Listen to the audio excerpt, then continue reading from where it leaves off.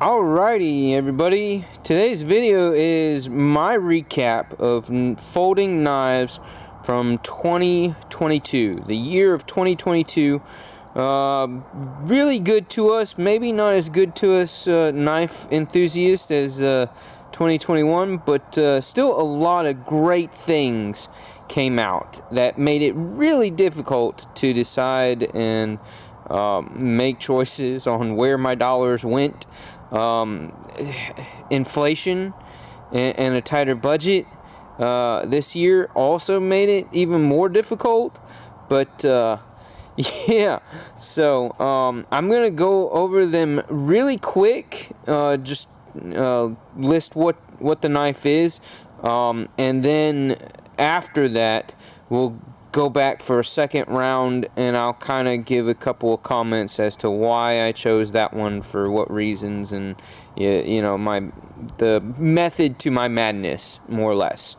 All right, so without further ado, let's drop back down closer to the table here, and we'll get going with it. Okay, so We Thug, done as a budget by Civivi for the Thug 2, right? Yada yada yada, right? Next one, the Spartan Talos, right? This is the Talos. I just got this not too long ago. Blue Creek Knives. Wonderful website, great selection of knives. Hit them up. But this is the Talos by Spartan.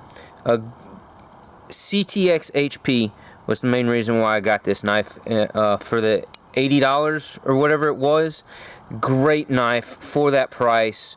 Wonderful sale price for a solid knife with an amazing steel that might not be seen in the future. So that, you know, I had to get it because of that mostly. But all around a solid knife. Deep carry pocket clip, G10 handles, great knife. The next one to mention is the QSP Otter.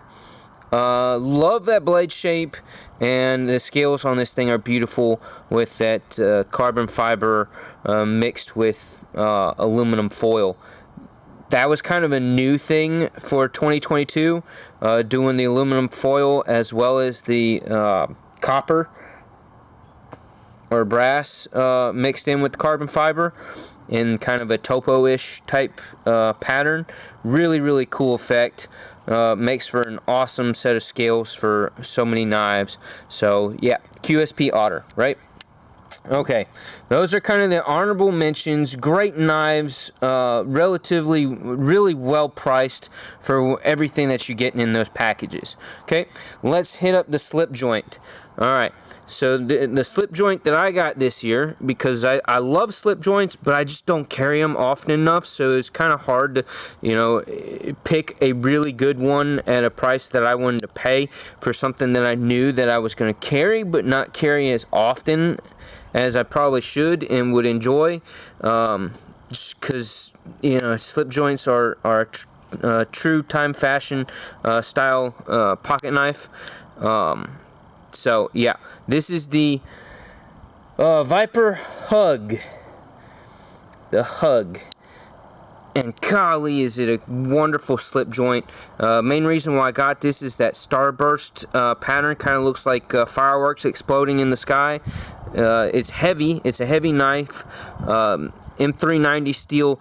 Sweet knife. Wonderful walk and talk. Nice and tight. Good sounds. Great knife. Great slip joint. It comes with this kind of sheath, which is a nice little slip sheath for in the pocket. But I will say it like I said it last year, and I'll say it again this year. I'll always say it. These magnetic clipped pocket drops, slips, leather slips made by MKM. these things are the ticket. If you don't have one of these, you're wrong. You're just straight up wrong. These are awesome. If you have slip joints and carry slip joints, want to carry slip joints, these are fantastic little pocket slips for the slip joints. There's lots of other leatherworking companies, people that do some amazing leather work in our community, that make some really, really sweet leather slips for all your knives. But I gravitate towards this guy because of the magnet. I love the magnet deal. It's just quick and easy, carries well sits well in the pocket to where it's easy to grab the knife when you got a short little lanyard on it. So that's my 2 cents on that. All right, let's dive into the budget. Okay, we have the Pinion by Tempest Knives. Awesome knife. Next we have the CVV Conspirator. Really awesome knife. Then we have, dropped kind of late in the year this year, the Night Horse. I forget who makes this. Who does this? Oh, Beyond EDC. Yes, the Night Horse. It comes with a much more aggressive tip, very pointy tip. If you have way too much throwing this $30 knife up against the fence, then you might lose your tip and have to do a little bit of modification to the blade shape. But still, love this knife. And at the $30 price point, you had to pick one up. You had to.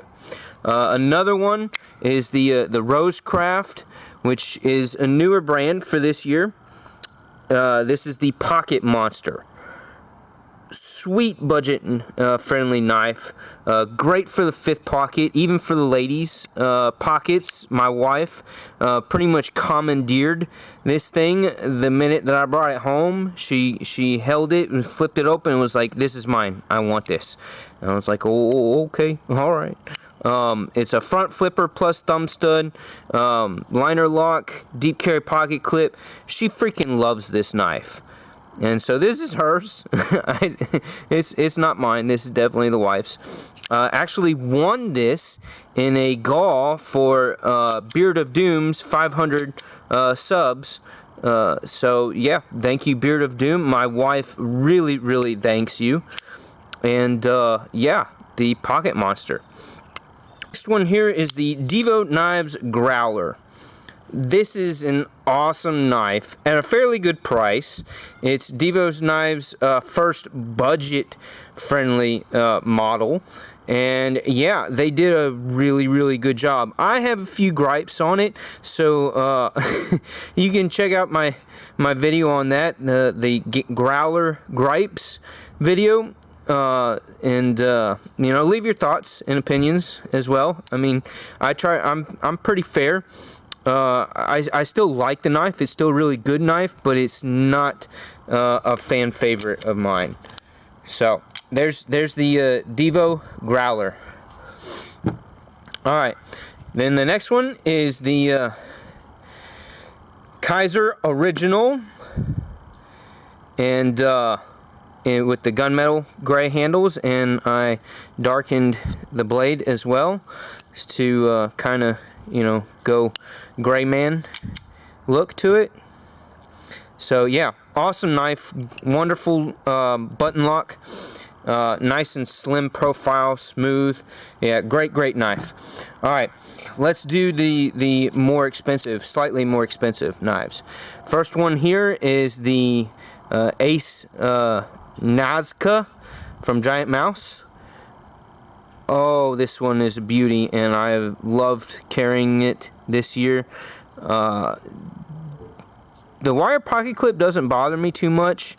I have realized that the Access bar lock is not so much a fan favorite for me this year. I've kind of just left my Benchmades alone a lot more, and not favored my knives that have that bar lock, the Access lock style lock. So that's kind of interesting. Just my tastes are always evolving and changing, and I get into moods. The next one is the Urban EDC Nessie. This is a sweet knife. The Nessie blade shape is an awesome blade shape, and this is just altogether a really awesome knife, and I have freaking loved carrying this thing. So wonderful knife, larger knife, well, medium to, I mean, it's a full size knife, but yeah, great knife, great fit and finish on it. Titanium on the one side, micarta on the other. All right, next knife is the Max Ace Black Mirror, and holy shit, this is an amazing knife coming from Max Ace.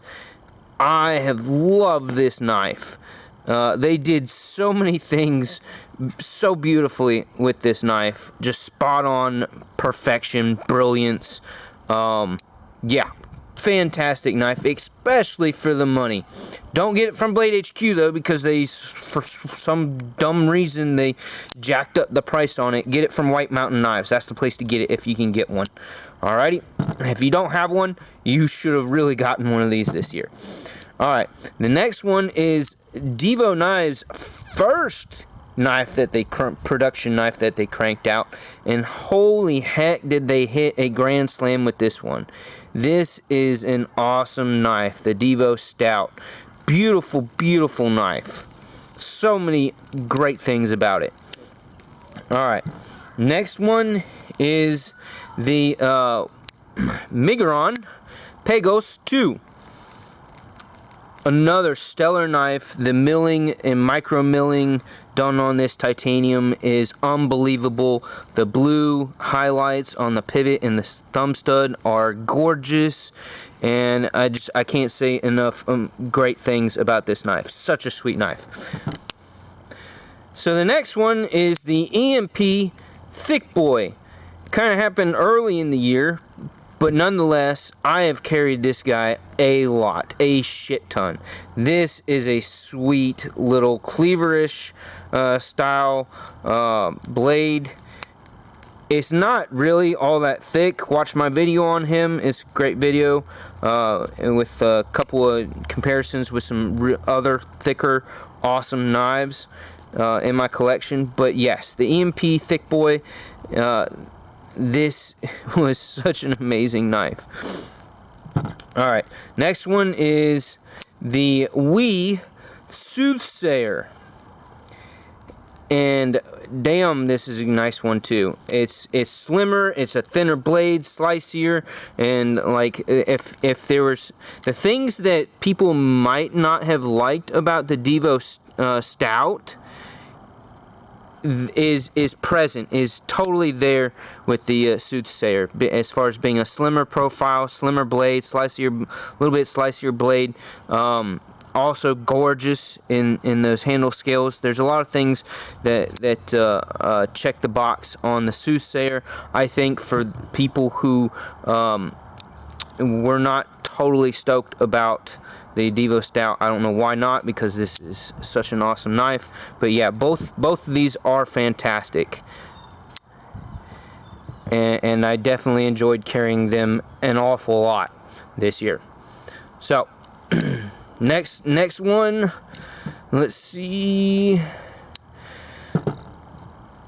and he's my number one for the year, which probably won't be a surprise for some of y'all who know me and watch my videos on a regular basis. This is not a new knife for 2022 per se as far as the model goes, but the Spyderco Kapara is new to me this year. I don't know why I didn't get this beauty sooner. I've got a Para 3, I've got the Smock, the Spyderco Smock, compression locks. It can't go wrong with a compression lock. Everybody needs a compression lock. If you don't have a Spyderco and you want to look at getting a Spyderco, get one with a compression lock. I promise you, you'll freaking fall in love with that lock. But yeah, the Spyderco Kapara is a gorgeous, gorgeous knife. I love that blade shape. The handles is just, ergonomically melts in your hand. Wonderful. I did swap out the scales on it. Watch my video on this. It's not a terribly long one. Swapped out a Lynch Northwest clip onto it. Darkened the back spacer a little bit for contrast. Love this knife. Oh, such an amazing knife. Should have gotten this a couple years ago. But yeah, there was a Black Friday sale on it that was like, you couldn't say no to it. So, yeah, this is even though it's not a 2022 model, it's still my knife of the year as far as my purchases go. I freaking love this knife. So, alright, now I'm done just showing you what I got for 2022. Now we're going to talk about some of the other little things, reasons why I went with what I went with. So, if this hit the thumbs up, like, subscribe, please. I am so darn close to 750 subs. Would love to make it to 1,000 by this time next year. It's a little bit of a wishful thinking as far as the numbers game goes, but yeah, check out some other stuff. Now, if you want to listen to me ramble and talk about my mentality, the method to my madness as far as why I chose the ones that I chose, then now's the time. If you got the time, now's the time. If not, it wouldn't hurt to just let put the mute button on and just let the rest of my video here play, so it helps my channel, helps me in the algorithm and my watch time and all that jazz. So again, would greatly appreciate that. But okay, without any more of that, number one in the budget world is and will be the Tempest Knives Pinion. KC hit a home run on this one. This is an awesome knife. Again, everything about it is just spot on. It could use a little jimping, maybe. No, it's fine without the jimping. Listen to his reasons behind why a knife with this blade shape and the way the spine is, it doesn't really need jimping. But for those of us who are in love with jimping, a little bit of jimping would have been nice. No. But yeah, overall, this guy's just been a workhorse. It's just been a total workhorse of a knife, and that's my blade shape right there. I love that Wharncliffe sheep's footy blade shape. Reverse Tonto-ish-esque tip to it.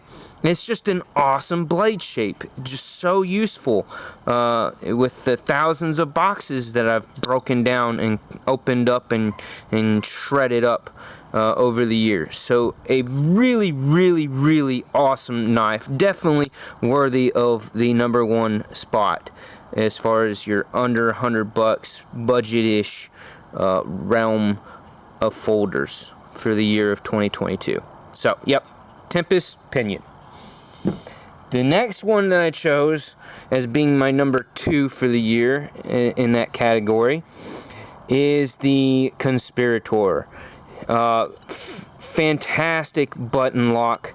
Love the acoustics on it, the sounds, the action. Everything Civivi does well is done extremely well with this knife.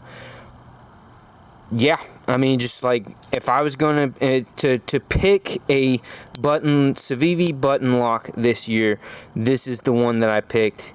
This is the one that I like the most as far as opening methods, blade shape, blade length, handle materials, all that jazz. This is the one. This was the one. Alright, and I mentioned it earlier, but the Night Horse here. Oh, one hell of a knife for 30 bucks. That's pretty much the big ticket. Why he fell into the number 3 spot here, for me, is just because of the price point. Everything that you're getting between the blade, the handle, fit and finish, the ergonomics, the action, the jimping. And like 30 bucks, how do you say no to that? It's impossible to say. It's a large knife. It is a large knife. So if big knives is not your thing, or you can't do it because of laws and limitations in that realm, I'm sorry, but this is a beauty, right? For 30 bucks, can't say no to that. The Rosecraft Pocket Monster, designed by Swags. There's Swag's signature right there on the blade. This is just a sweet knife with amazing ergos to have a short blade that's not so scary or intimidating. Again, amazing ergos. It fits in the hand so well, no matter what hand size you are. It's definitely a full-handed knife for 90% of us out there. Just a super great knife at a very nice price. Deep carry pocket clip, designed by a beautiful woman. Not girl, she's a woman. She's a beautiful woman, wonderful spirit, with great taste in knives and a brain that knows how to crank out knives that are not just for women but for everybody, that everybody enjoys. So yeah, great knife, the Pocket Monster. The Devo Growler.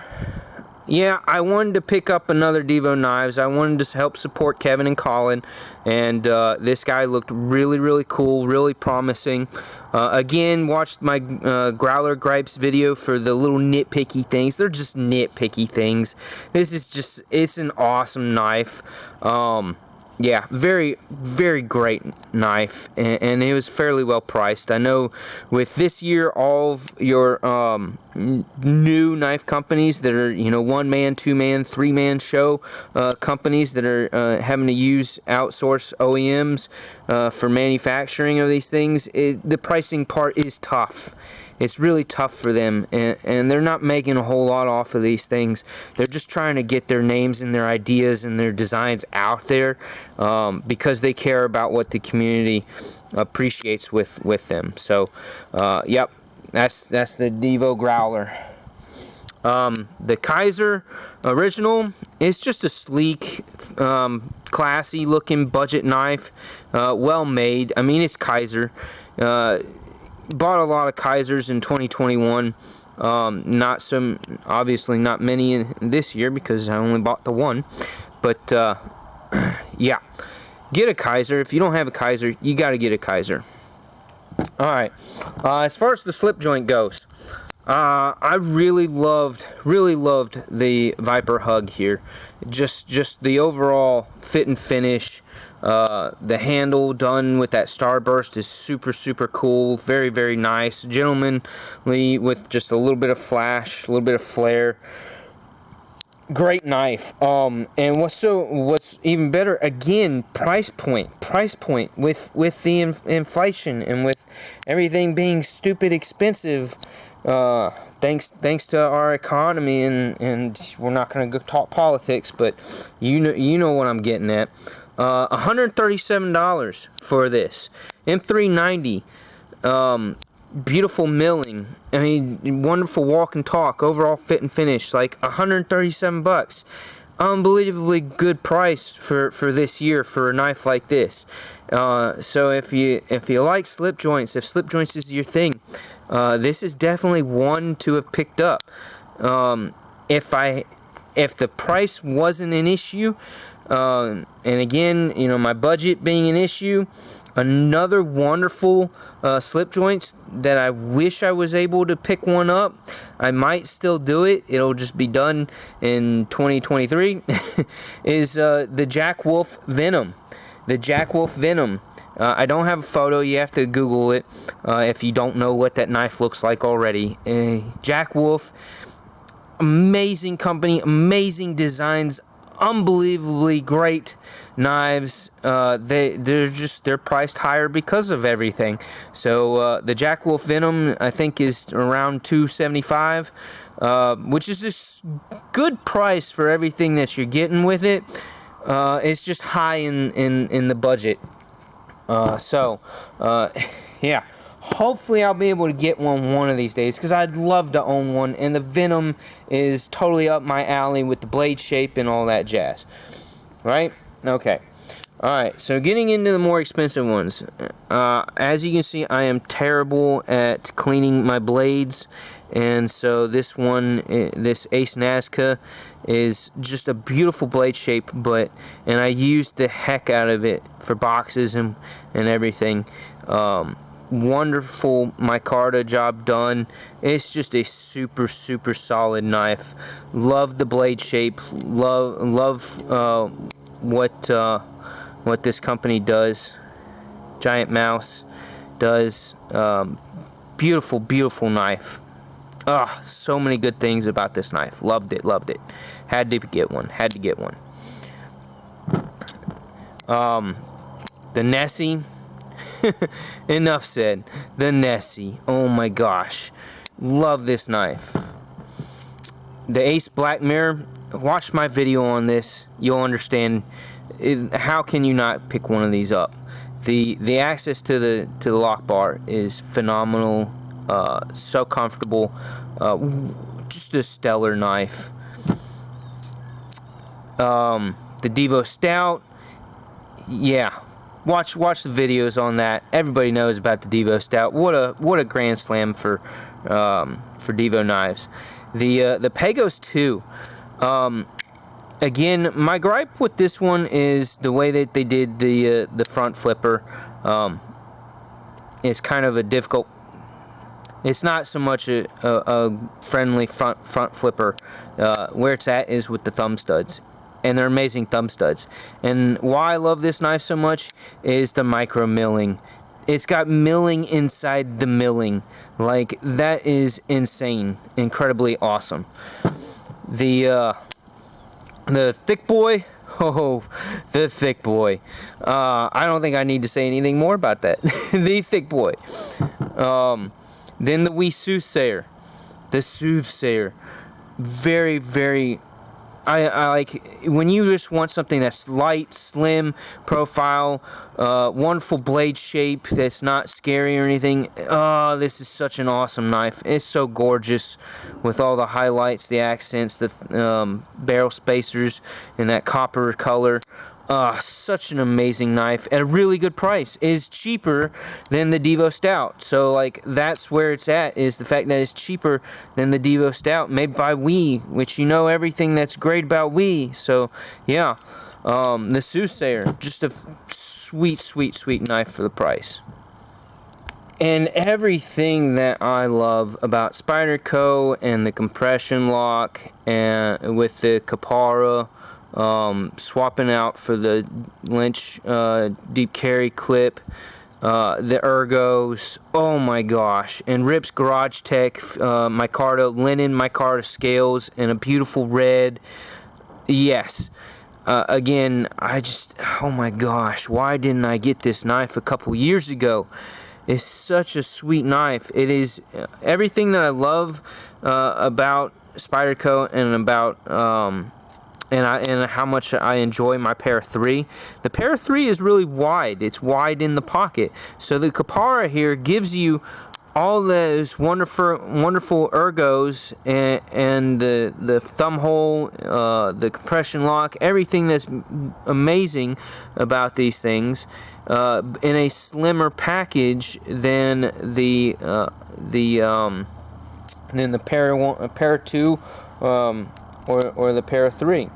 So yeah, that was my thought process. It took me a little bit to get on board with the blade shape, because I mean Spyderco doesn't make pretty blade shapes, pretty knives. They're just insanely great workhorse knives, and they care more about the ergos and the performance of them, not quite so much the appearance of them. But yeah, I mean, dress them up with some sweet scales, and it makes it a gorgeous knife, as much as it is just one hell of a workhorse. Great for food prep with that blade shape. I've already used it for that, and as well as boxes and everything else. So yeah, just can't say enough wonderful things about the Spyderco Caparo. So yeah, that's been my thought process. Just overall capping off, I think that I've kind of dismissed your button locks this year. Like I picked up 2 of them. I only got 2 new button lock knives this year, and I think I only had like 2 or maybe 3 last year. So I have less than 5 button lock knives, and they've just not proven to be an opening or closing lock mechanism style that I'm super fond of. I mean, they're great. They work so well. None of the ones that I've picked up have any sticking issues. But I'm just not huge with the button locks. I don't know why. It's really weird, because you would think that the simplicity of it, the smoothness of it, would be a major ticket. But I can't explain the method to the madness on that one. I just am not that big of a fan of button locks. I've already mentioned that the Benchmade style access lock, barrel locks, I've not been huge on this year either, and don't think I'm gonna have much of a preference going forward with those. I mean, again, they're amazing locks, and the ambidextrousness of them and the simplicity of them is fantastic. Just I've, for whatever weird reason, not gravitated towards them as much as I used to. So, and not that I haven't carried my Benchmades plenty enough this year and enjoyed this the Nazca here, but I've just in general not been out for them, not had my eyes searching for that access lock style lock mechanism in a knife. Another thing that I've kind of just over the last couple years gone further away from is large pocket peckers, your flipper tabs that are stick out pretty darn far. The Nessie here is still a beautiful knife, and it doesn't bother me because it's very well rounded. It's not sharp, and it doesn't come to a point, so it doesn't bother me so much. But the ones that do come to quite a bit of a point or really jut out from the scales, I hate. I can't stand that. So that's why you don't see certain knives in my collection, is because of that. What else have I gravitated toward? Well, this year I definitely gravitated towards the scales that give that aluminum and copper foil inlaid into the carbon fiber. That's just been a hot ticket for me this year, as more and more knives are coming out like that. I still don't own fat carbon. Desires for next year, definitely. I want a knife that I like in all the aspects in, that have some fat carbon scales on them. That's probably why I haven't, and that is straight up why I have not gotten a